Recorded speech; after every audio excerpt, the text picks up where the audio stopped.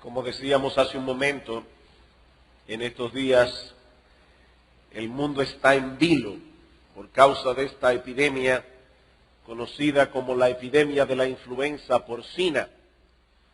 De paso, no deje de comer jamón ni puerco, porque la influenza porcina no se transmite por la carne. Es un virus como la gripe, pero que ha tenido mutaciones que lo han hecho un virus altamente peligroso. A pesar de que en República Dominicana nosotros todavía no tenemos ningún caso que haya sido registrado como tal, sin embargo, aún así, nosotros vemos cómo se envían mensajes a través de los periódicos, a través de la televisión, a través del correo electrónico, diciéndole a las personas, cuídense, mucho cuidado, este virus es letal, es un virus sumamente peligroso. Sin embargo, extrañamente, hermanos, hay otra epidemia mucho más letal que el virus de la influenza porcina actualmente. Una epidemia más peligrosa, una epidemia que se propaga con mucho más rapidez. Lo extraño de esto es que los periódicos no hablan casi nada de esto. Usted enciende CNN y no va a encontrar ninguna noticia acerca de esta epidemia, pero nosotros queremos ser pastores fieles de la Grey y por eso queremos traer en esta mañana algunas advertencias. Me refiero a la epidemia de la lengua. La epidemia de la lengua. Alguien escribió satíricamente acerca del chisme, de manera particular, algo que se puede aplicar a muchos pecados que se cometen con la lengua. Este autor dice, soy más mortífero que el estridente proyectil de un obús, yo gano sin matar, destruyo casas, quebranto corazones y arruino vidas, viajo en alas del viento. Rapidísimo. No hay inocencia lo bastante fuerte para intimidarme, ni pureza lo bastante pura para desalentarme. No me importa la verdad, no respeto la justicia, ni tengo misericordia de los indefensos. Mis víctimas son tantas como la arena del mar, y a menudo son también inocentes. Nunca olvido y casi nunca perdono. La lengua. El pecado del hablar incorrectamente. Hermanos, la Biblia nos advierte una y otra vez en contra de este pecado. Una pequeña muestra en el libro de Proverbios. Dice en Proverbios 11:9, el hipócrita con la boca daña a su prójimo. Nosotros tenemos poder para dañar a las personas. Proverbios 12:18, hay hombres cuyas palabras son como golpes de espada. Palabras que son como golpes de espada. Proverbios 15:4, la lengua apacible es árbol de vida, mas la perversidad de ella es quebrantamiento de espíritu. Hermanos, nosotros podemos quebrantar el espíritu de un ser humano con nuestras palabras. Proverbios 18:21, la muerte y la vida están en poder de la lengua. ¡Wow! La muerte y la vida están en poder de la lengua. Y en un tono muy similar a todos estos textos del libro de Proverbios, Santiago dice, he aquí cuán grande bosque enciende un pequeño fuego, y la lengua es un fuego, un mundo de maldad. La lengua está puesta entre nuestros miembros y contamina todo el cuerpo e inflama la rueda de la creación, y ella misma es inflamada por el infierno. Porque toda naturaleza de bestias y de aves y de serpientes y de seres del mar se doma y ha sido domada por la naturaleza humana. Pero escuchen, mis amados hermanos, ningún hombre puede domar la lengua.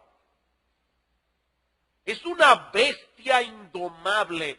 Ningún hombre puede domar la lengua, que es un mal que no puede ser refrenado, llena de veneno mortal.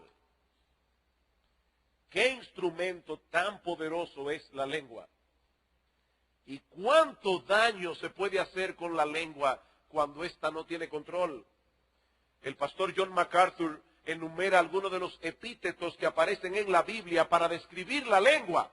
Malvada, engañosa, perversa, inmunda, corrupta, aduladora, difamante, chismosa, blasfema, insensata, jactanciosa, amargada, maldiciente, contenciosa, sensual, vil.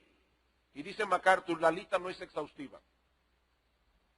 Hay más cosas que nosotros podemos decir de la lengua. Y lo que yo quiero que veamos en esta mañana es el problema que la lengua representa para la verdadera comunión cristiana, que es el tema que estamos estudiando actualmente en nuestra serie de sermones acerca de la iglesia como una comunidad de gracia y de verdad. En el último sermón de esta serie, nosotros comenzamos a ver algunos de los obstáculos que no nos permiten relacionarnos en una verdadera relación de amor dentro de la iglesia. Pero la lengua es un obstáculo tan formidable que nosotros los pastores entendimos que debíamos dedicarle un sermón entero solamente a ese pecado. Y yo les ruego que me acompañen de nuevo al capítulo 4 de la carta de Pablo a los Efesios. Efesios capítulo 4, versículo 29. Dice el apóstol Pablo, ninguna palabra corrompida salga de vuestra boca, sino la que sea buena para la necesaria edificación a fin de dar gracia a los oyentes.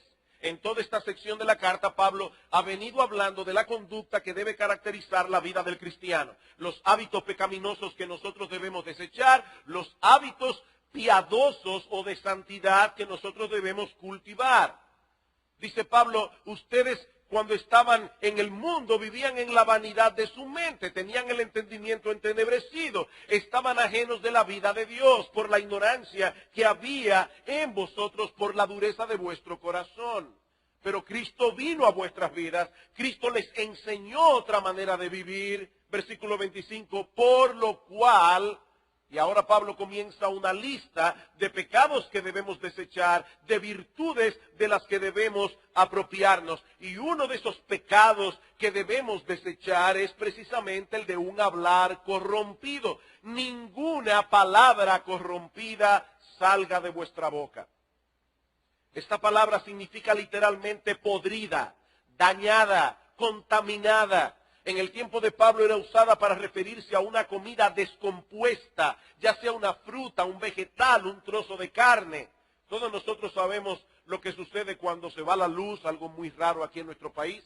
Se va la luz, se daña la nevera y a los días, cuando usted abre, de repente la nevera hay allí una fruta, un vegetal, un trozo de carne y si es pescado ni hablar, dañado. Eso no solamente hace daño al que lo come, es algo que huele mal. Lo único que podemos hacer es meterlo en una funda, taparlo muy bien y echarlo en el bote de la basura. Y lo que Pablo nos dice en este texto es que algunas palabras tienen exactamente ese mismo problema. Son palabras podridas, son palabras dañadas, son palabras que corrompen a todo el que las escucha. Hacen daño. Indigestan. Tales palabras, dice Pablo, no son consecuentes con la nueva vida que nosotros tenemos en Cristo.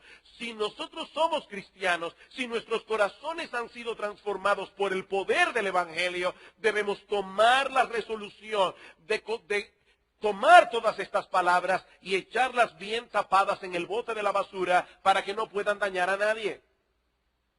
Una de las evidencias que revelan la transformación del corazón en la vida de un hombre o de una mujer es que su boca está siendo purificada y está siendo convertida en un instrumento de bendición. Nuestra teología puede ser correcta, nuestra liturgia puede ser correcta, pero uno de los indicadores más confiables de la verdadera espiritualidad es la lengua. La lengua, no es tu teología, es tu lengua. Eso es lo que nos enseña Santiago en su carta.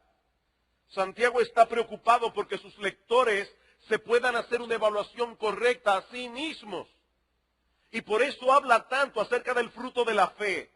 ¿Qué produce la fe verdadera en la vida de una persona? Bueno, una de las cosas que produce la fe en la vida de un corazón transformado es un uso correcto de la lengua. Capítulo 1, versículo 26. Si alguno se cree religioso entre vosotros y no refrena su lengua, sino que engaña su corazón, la religión del tal es vana.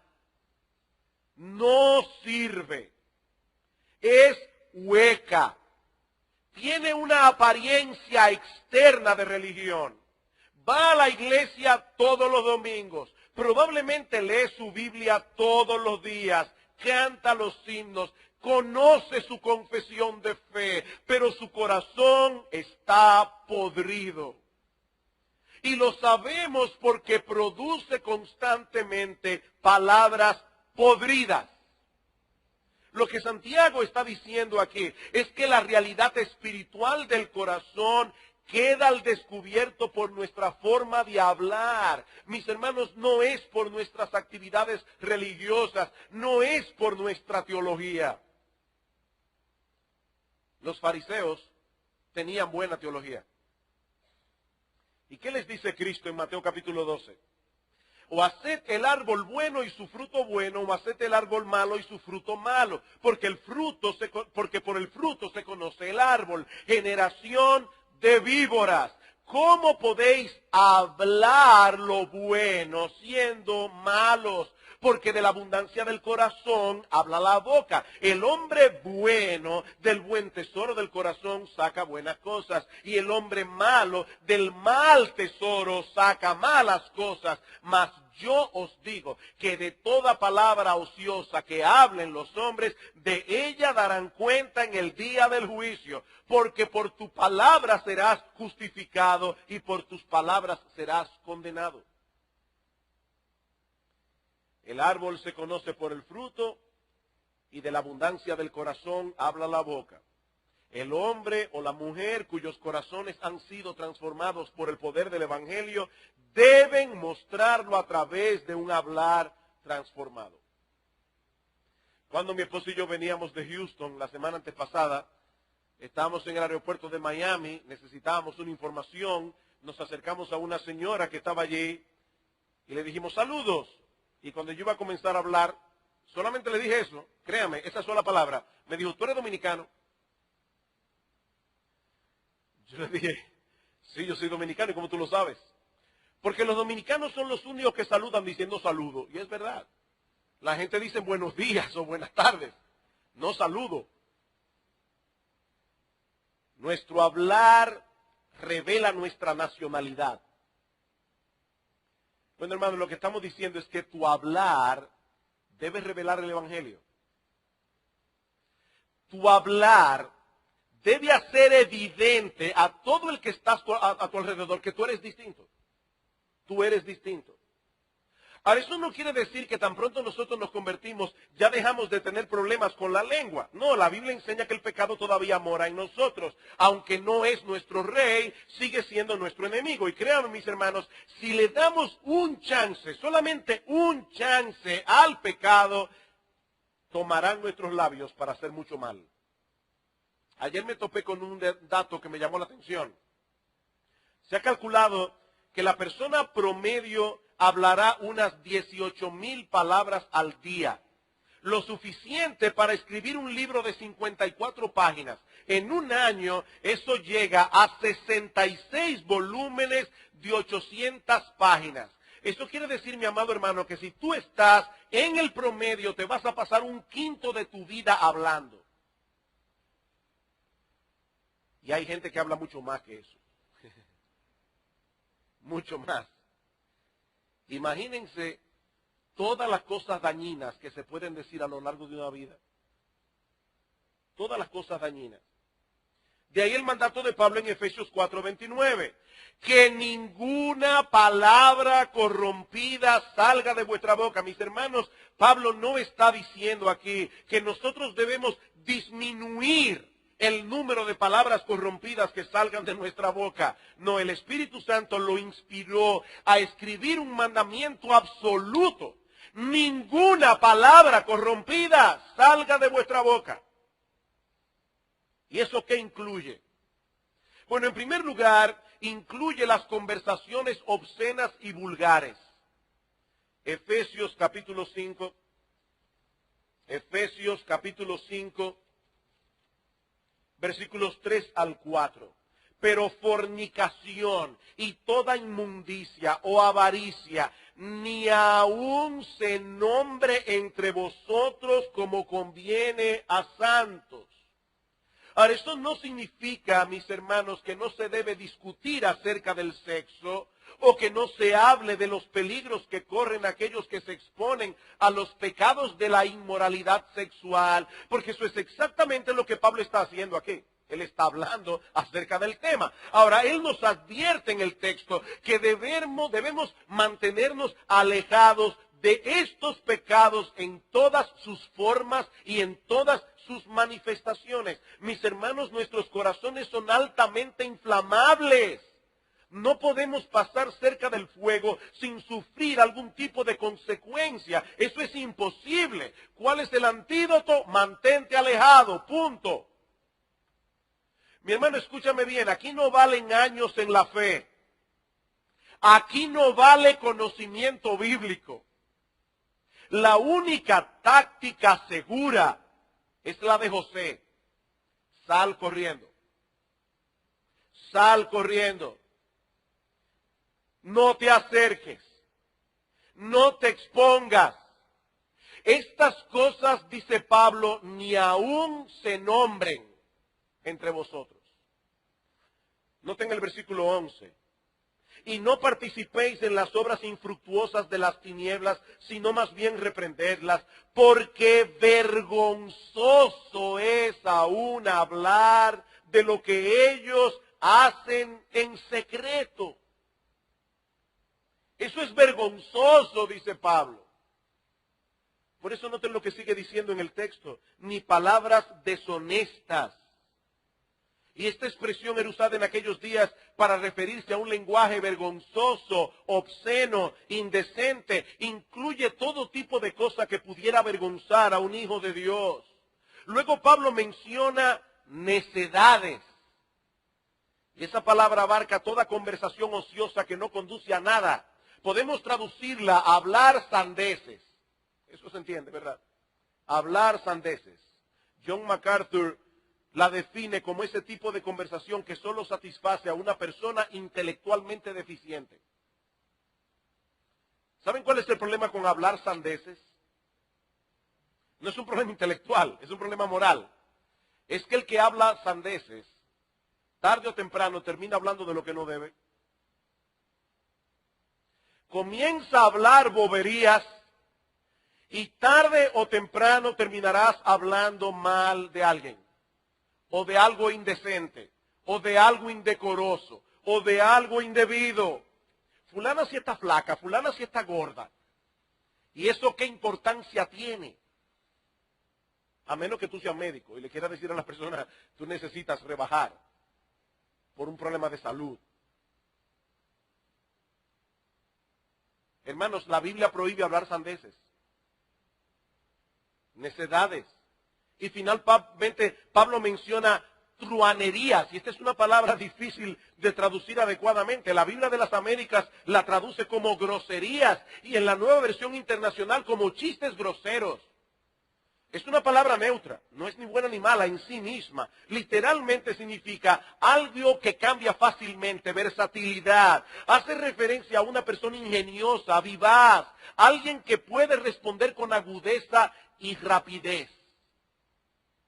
Pero cuando se usaba en tono negativo, como es el caso aquí, se refiere a ese tipo de individuo que fácilmente trae en medio de cualquier conversación, por más seria que sea, un chiste vulgar o subido de tono. Ese tipo de persona siempre tiene una anécdota que contar, un chiste, un comentario, y usualmente relacionado con algo indecente. De ahí que la palabra llegara a significar en el tiempo de Pablo, agudeza para contar chistes vulgares o groseros. Ahora, yo debo recalcar, hermanos, que Pablo no está prohibiendo aquí que se cuenten chistes o que se posea un buen sentido del humor. Como bien señala un comentarista, él no nos llama a tener caras largas, a ser personas lúgubres que no se atreven a decir nada que evoque una risa inocente. Pero hay ciertas cosas con las cuales los cristianos no deben bromear. Algunas porque son muy sagradas, otras porque son indecentes. Y mis hermanos, no es necesario ser indecente o grosero para tener algo con lo cual reírse. Ese tipo de hablar es pecaminoso y Pablo dice que no es consecuente con nuestra profesión de fe. Por eso Pablo recalca que estas cosas no convienen, dice en el versículo 4. Estas palabras no se quedan en meras palabras. El problema es que estas palabras contaminan el corazón, corrompen el alma, endurecen la conciencia. Cuando nos acostumbramos a tomar a chistes cosas que son indecentes o que son groseras, ¿saben lo que va a ocurrir? Que tarde o temprano llegará el momento en que no veremos tan mal ese pecado del cual estamos chisteando. Perderemos de vista la perspectiva que Dios tiene de esos pecados. Las personas que me conocen bien saben que yo no tengo ningún problema con la risa, ni con los chistes, y que aprecio enormemente el buen sentido del humor. Dice en Proverbios capítulo 15, versículo 13, un consejo de belleza, hermanas, que el corazón alegre hermosea el rostro. La alegría nos provee un buen semblante, eso es lo que dice la Biblia. Pero la Biblia también dice que el amor no se goza de la injusticia, el amor se goza de la verdad. El amor se goza de la verdad. Palabras corrompidas, palabras groseras, palabras obscenas, chistes de doble sentido, ni aún se nombren. Pero las palabras corrompidas incluyen también expresiones verbales producidas por la amargura del corazón. Expresiones verbales producidas por la amargura del corazón. Noten lo que Pablo sigue diciendo en esta carta, en el versículo 31, capítulo 4. Quítense de vosotros toda amargura, enojo, ira, gritería, maledicencia y toda malicia. Pablo conecta la amargura con el lenguaje ofensivo. Amargura, lenguaje ofensivo. Cuando dejamos que la amargura nos controle, difícilmente podremos controlar la lengua. El próximo paso, cuando tú estás amargado, cuando yo estoy amargado, será querer, desear que el otro pague por lo que ha hecho. Y el arma que nosotros tenemos más a la mano es la lengua. Esa es una de las razones por las que debemos solucionar nuestro problema con rapidez. Dice Pablo en el versículo 26, airaos, pero no pequéis, no se ponga el sol sobre vuestro enojo, ni le deis lugar al diablo. El enojo no resuelto produce grietas. Y esas grietas son aprovechadas para el diablo, para introducir en nosotros sus insinuaciones pecaminosas. Herir al otro con nuestras palabras. O encargarnos de que otros se enteren de lo que esa persona ha hecho. Y eso nos lleva a una de las categorías más comunes de palabras corrompidas, el chisme. El chisme. La última vez que prediqué acerca de este tema, al día siguiente una hermana de nuestra iglesia me envió un artículo genial acerca del chisme. Es una de las mejores cosas que yo he leído acerca de ese tema. La persona que escribió ese artículo dice lo siguiente: muchos confunden el chisme con la calumnia. La calumnia es un reporte dañino y falso acerca de una persona, mientras que el chisme es propagar cualquier reproche o cosa dañina acerca de una persona, sea falsa o verdadera. El chisme puede ser veraz y sigue siendo chisme.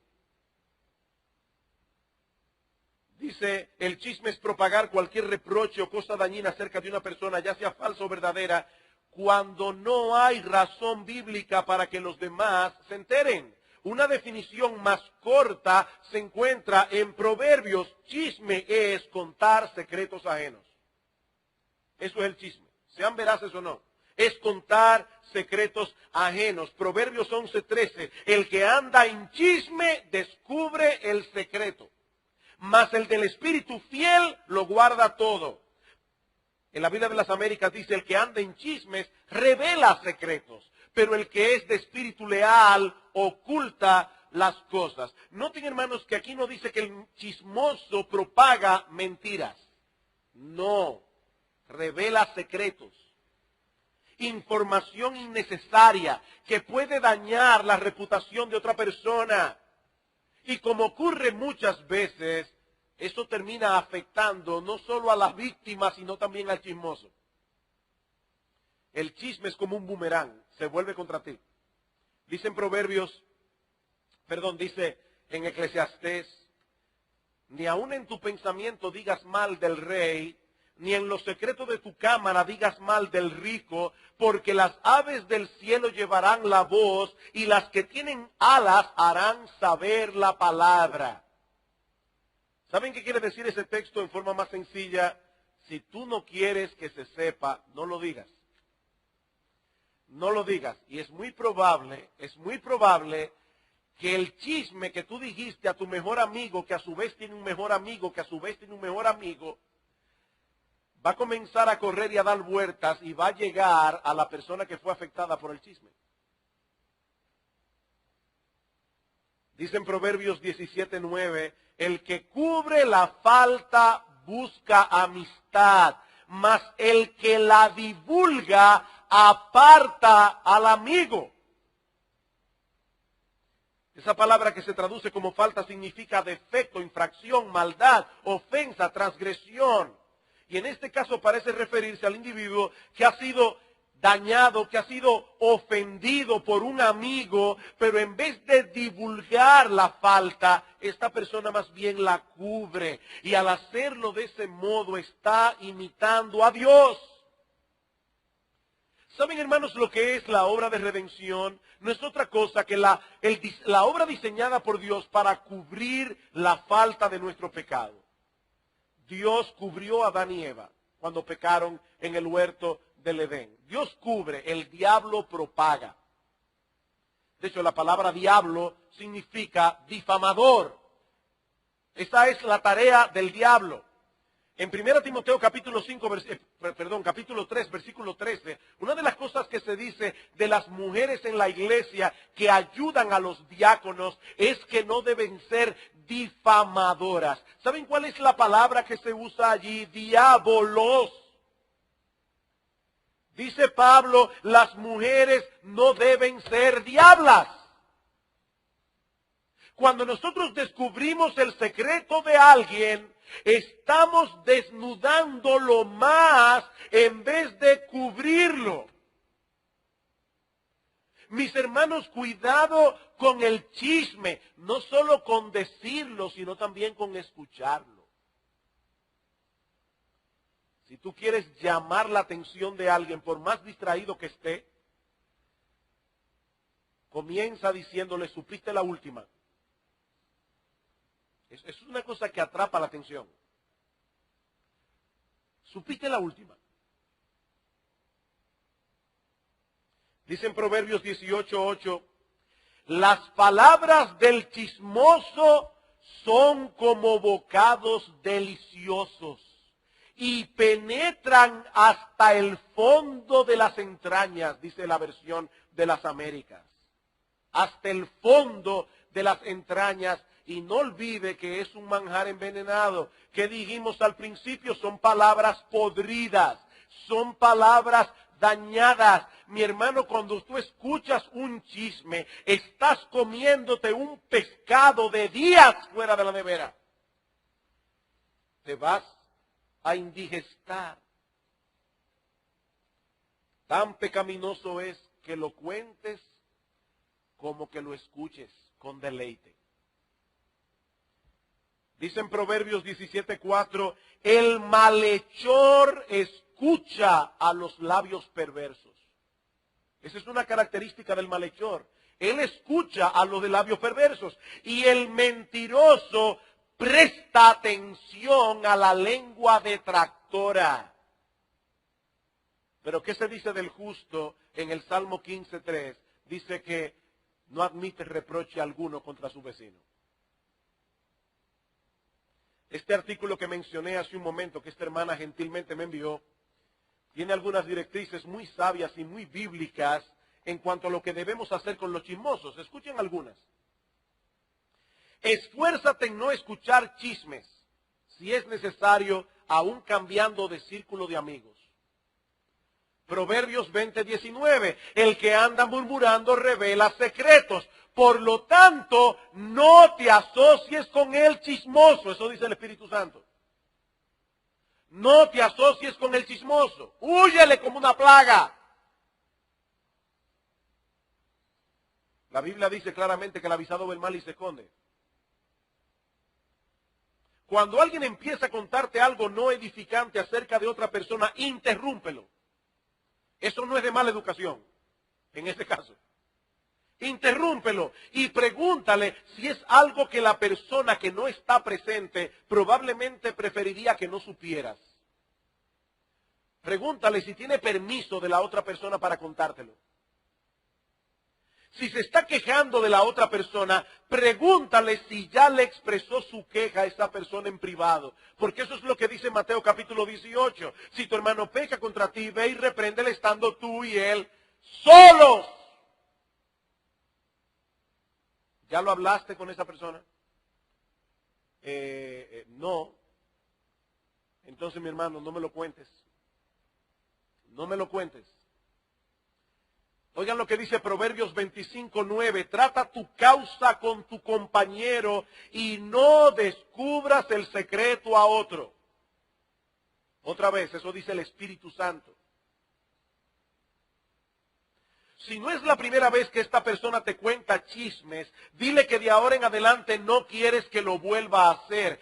Dile que tú deseas tratar a los demás como a ti te gustaría ser tratado. ¿Saben que una de las cosas que no aguanta, que no soporta un chismoso, es que chismeen de él?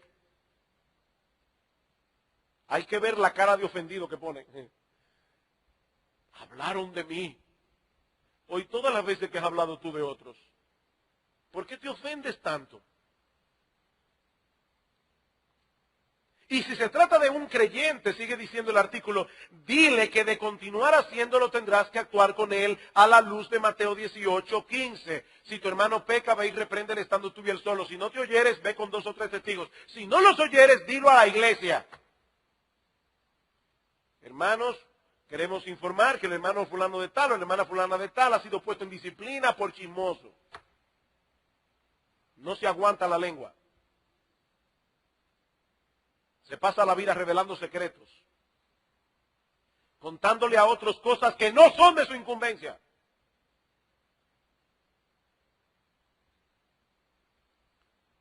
Mi hermano, recuerda que tú debes temerle a Dios antes que a los hombres. No es fácil frenar a un chismoso. Él siempre tiene una justificación para hablar. Ella tiene una justificación para hablar. Siempre. Es para que ores. ¡Wow! ¡Cuánta piedad! Es que estoy preocupado por la iglesia. Yo he descubierto que la frase estoy preocupado por la iglesia es una licencia para matar. Eso es como James Bond. Estoy preocupado por la iglesia es la primera frase que se usa generalmente para hablar mal de los pastores, de los diáconos, de los maestros de escuela dominical, de todos los que están en un ministerio. Estoy preocupado por la iglesia. James Bond, ¡pum! Un balazo.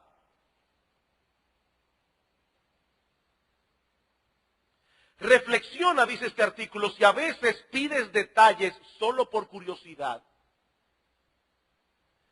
¿Qué afán de querer saber todos los detalles?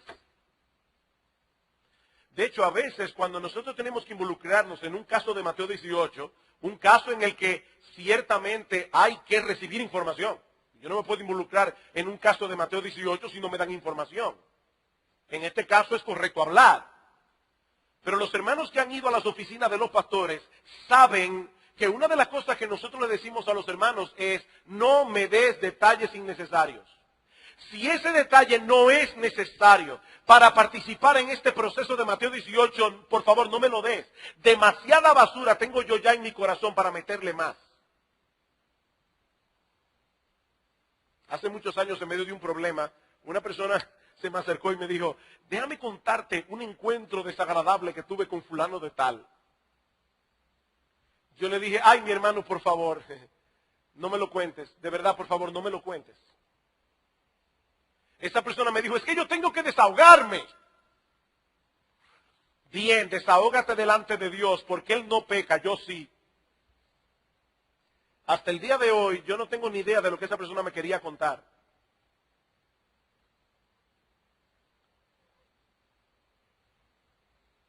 Otra directriz en este artículo, habla menos. Habla menos. Recuerda que en las muchas palabras no falta pecado, mas el que refrena sus labios es prudente. Hermanos, el chisme es una palabra corrompida, es una palabra podrida, es una palabra dañada. El chismoso es un foco infeccioso. Ese es el punto. Y miren, hermanos, difícilmente cuando se habla de la lengua, alguien sale impune. Empezando por el mismo predicador. Nos fascina contar chismes. Por eso una persona le puso a su caballo de carrera mala noticia.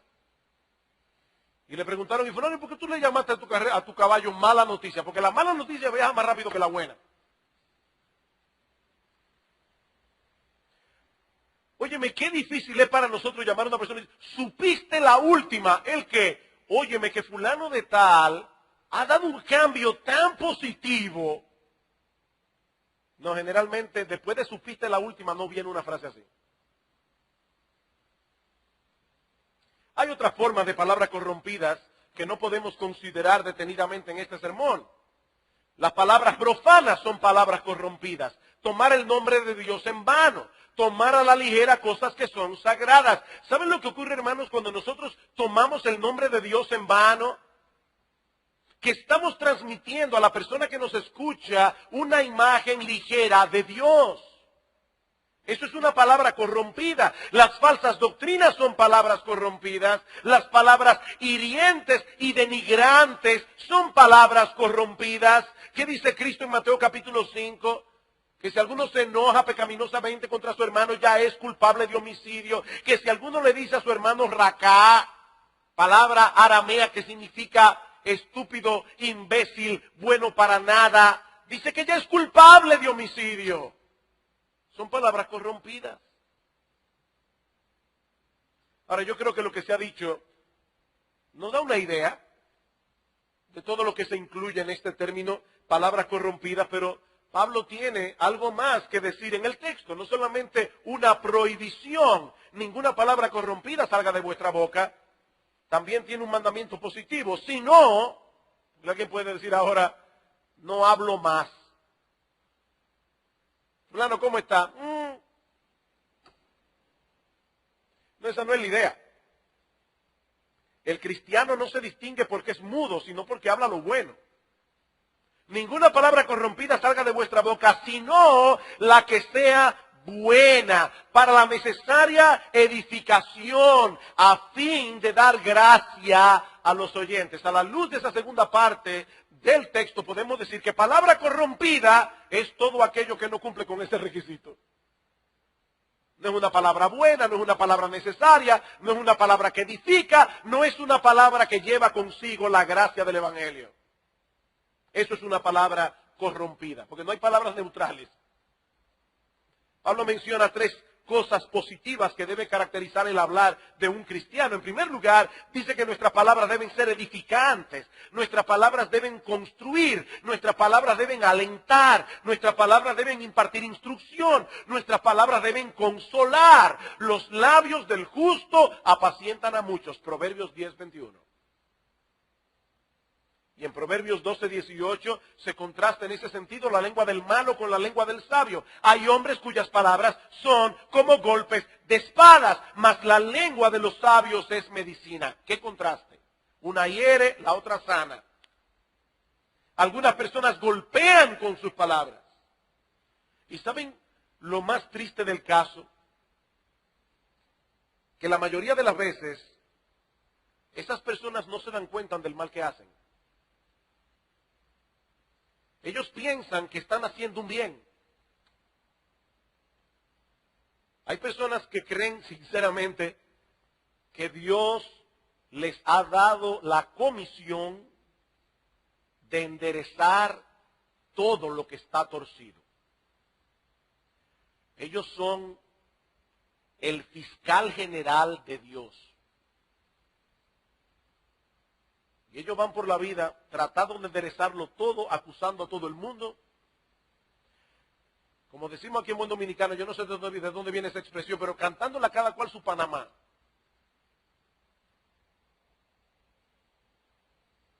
Son personas que van por la vida dejando detrás de sí una estela de desaliento.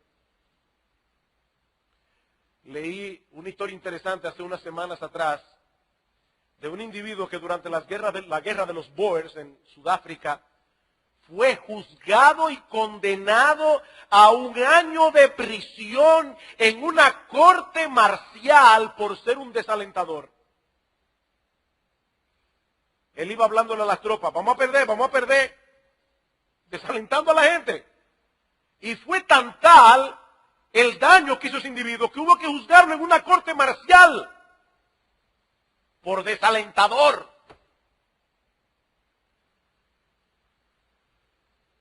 La lengua de los sabios es medicina. En vez de golpear, sanan al herido. Aun cuando tienen que amonestar a otros, en vez de aplastarlos, les brinda una mano de ayuda para levantarse otra vez. Sus palabras construyen, animan a los demás a seguir corriendo la carrera con paciencia. Andan al acecho de aquellas cosas que son dignas de alabanza. Hermano, déjeme decirle esto de todo corazón.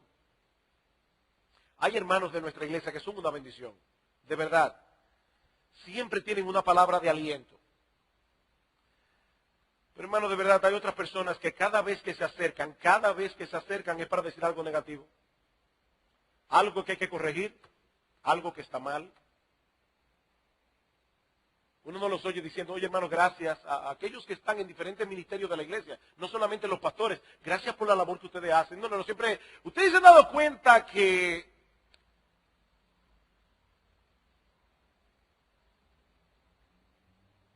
hay personas que andan al acecho para estimular a aquellos que están haciendo un esfuerzo por servir al Señor, por vivir en santidad. Una de las cosas que más me sorprenden de Dios es que dice la Biblia que cuando nosotros lleguemos a la presencia del Señor, Él nos dirá, bien, buen siervo y fiel. ¿A quién? A mí. Hermano, piensen en esto, de verdad, piensen en esto. Dios es perfecto. La mejor obra que nosotros hacemos, esa obra en la que pusimos nuestro mejor empeño, nuestro mayor esfuerzo, delante de la perfección de Dios, es como esos garabatos que hacen los niños, que hacen un circulito, un palito, y dice, ese papi, y un circulito, un palito, y otro así, y ese mami. Y los padres orgullosos ponen ese dibujo, que es un garabato, en la puerta de la nevera con un imán. Mira lo que pintó mi hijo. Bueno, hermanos, la mejor pintura que nosotros hemos hecho en este mundo y que vamos a hacer es un garabato a los ojos de Dios, de su perfección. ¿Y saben lo que Dios hace? Dios toma ese garabato y lo pone en la puerta de su nevera en el cielo. Y cuando nosotros lleguemos delante de su presencia, nos dirá, bien, buen siervo y fiel, en lo poco fuiste fiel, en lo mucho te pondré. Entra en el gozo de tu Señor. Y hermanos, nosotros somos tan difíciles.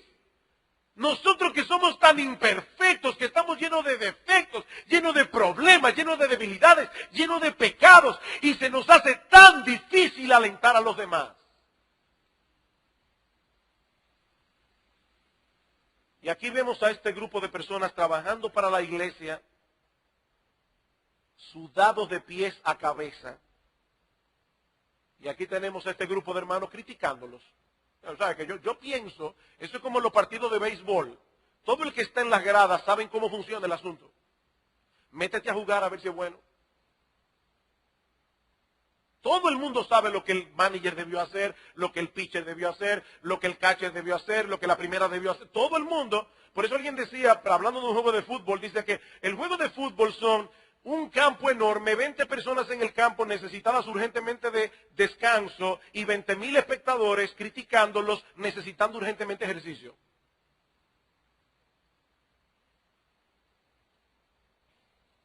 Pero en segundo lugar, nuestras palabras, dice Pablo, deben ser dichas en el momento apropiado. Escuchen cómo lo traduce la versión de las Américas. Ninguna palabra corrompida salga de vuestra boca, sino la que sea buena para edificación según la necesidad del momento. Según la necesidad del momento. ¿Saben una cosa, hermanos? No todo lo que es bueno y es cierto tiene que ser dicho. Oigan eso. No todas las cosas que son buenas y ciertas tienen que ser dichas. Dicen Proverbios 25:11, como manzanas de oro en engastes de plata es la palabra dicha a su tiempo. Y en Proverbios 15:3 dice que la palabra a su tiempo, cuán buena es. A su tiempo. Un comentarista dice al respecto que nuestras palabras deben ser oportunamente edificantes, según lo requieran la ocasión y las necesidades actuales de los oyentes. Unas veces será palabra de censura, otras será de consuelo. Aún las palabras buenas en sí deben ser presentadas oportunamente para que no resulten por nuestra falta dañinas en lugar de útiles.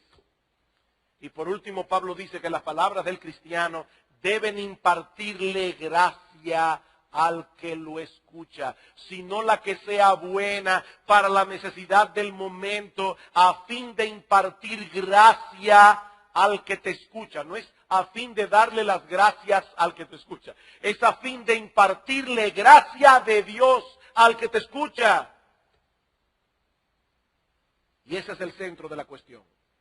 Nuestras palabras deben ser un medio de gracia y deben ser dichas con gracia.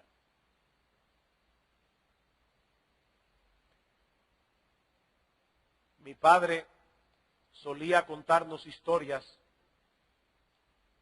edificantes, aun cuando era inconverso, historias que tenían alguna moraleja, y yo siempre recuerdo esta, la voy a contar a mi manera.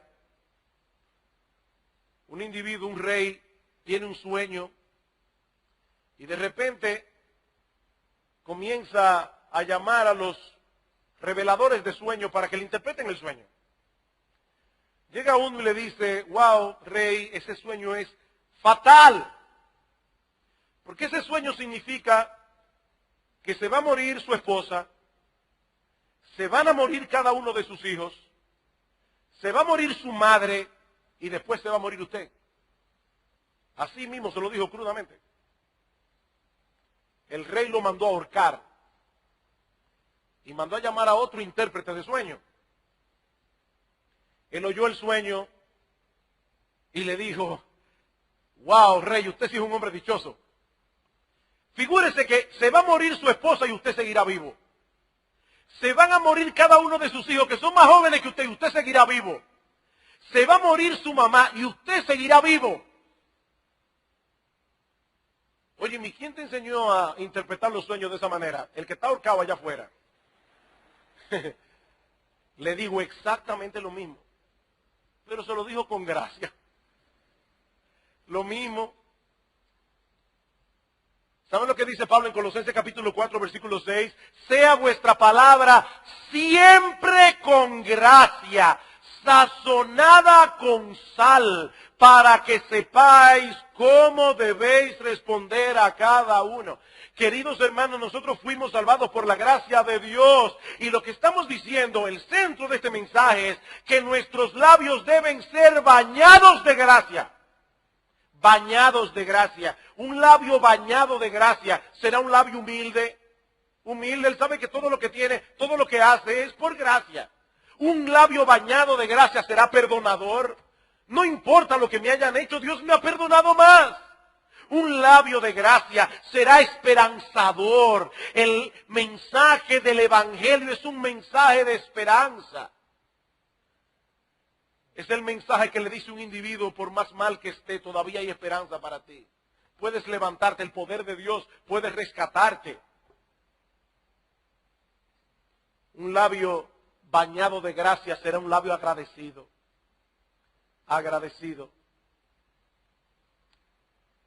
Si tienen oportunidad, lean en el blog de Malisa todo lo que su madre Salima escribió directamente ella. No que se escribió acerca de ella, sino lo que ella escribió. Una de las cosas que verán es todas las veces que Salima habla de la misericordia de Dios, lo agradecida que ella está del Señor por esto, aquello y lo otro, en medio de la situación que ella tenía. Dice en Efesios 5:4 que no hablemos palabras deshonestas, ni necedades, ni truanerías que no convienen, sino antes bien acciones de gracia. Acciones de gracias. Y hay un juego de palabras aquí en el original que no se ve, no se capta en español. La palabra truanería en griego es eutrapelía. Y la palabra acción de gracias es eucaristía. Pablo está diciendo: no hablen eutrapelía, sino eucaristía.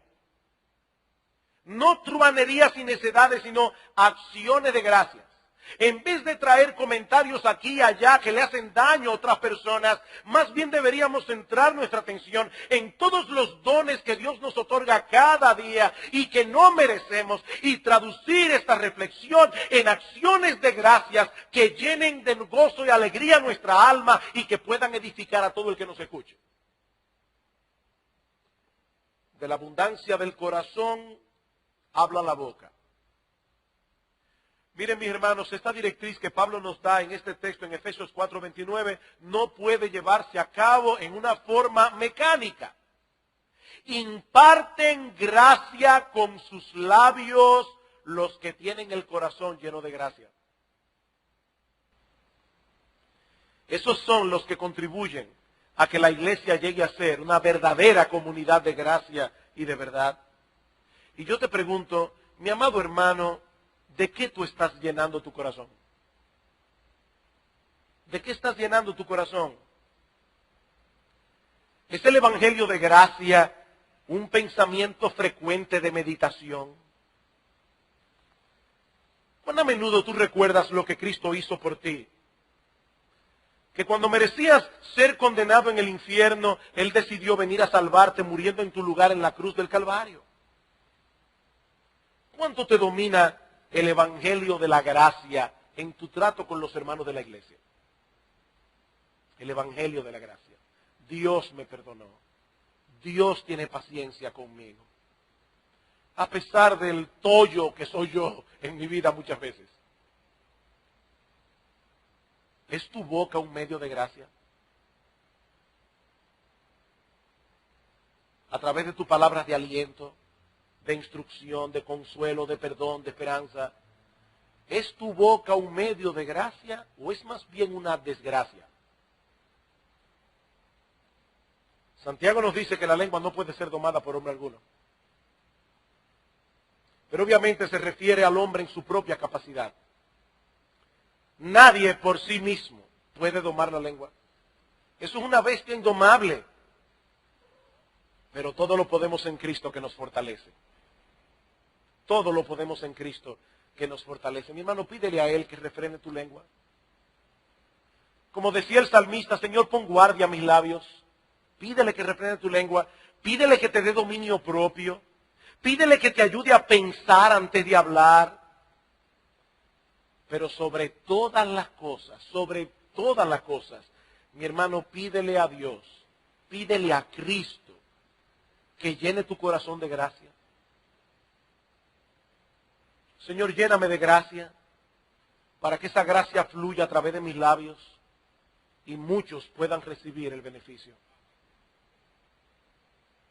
¿Te sientes convicto de pecado? Si tu respuesta es no, pellízcate, tú estás muerto. Tú no estás vivo. Pero si te sientes convicto de pecado, Si confesamos nuestros pecados, Él es fiel y justo para perdonar nuestros pecados y limpiarnos de toda maldad. Vete de este lugar con una conciencia tranquila. Pídele a Cristo que perdone tus pecados. Pero pídele bien que te ayude para que a partir de este momento tú seas un oasis en medio de esta iglesia. Un oasis lleno de frutos, lleno de palmeras, lleno de sombra para el descanso de los cansados.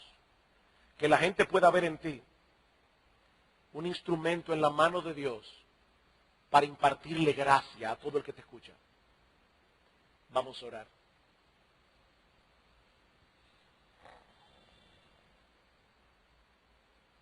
Padre, nosotros queremos darte gracias por habernos dado tu palabra en esta mañana.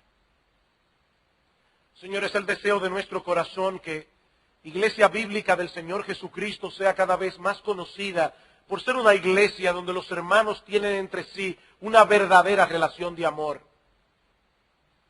Bendice, Señor, tu palabra en esta mañana, en nuestros corazones. Padre, perdona nuestros pecados. Hemos usado nuestra lengua para dañar muchas veces. Perdona, Señor, nuestros pecados, porque hemos prestado nuestros oídos para oír reportes que no nos convenían. Perdónanos, Señor, por meternos en asuntos ajenos.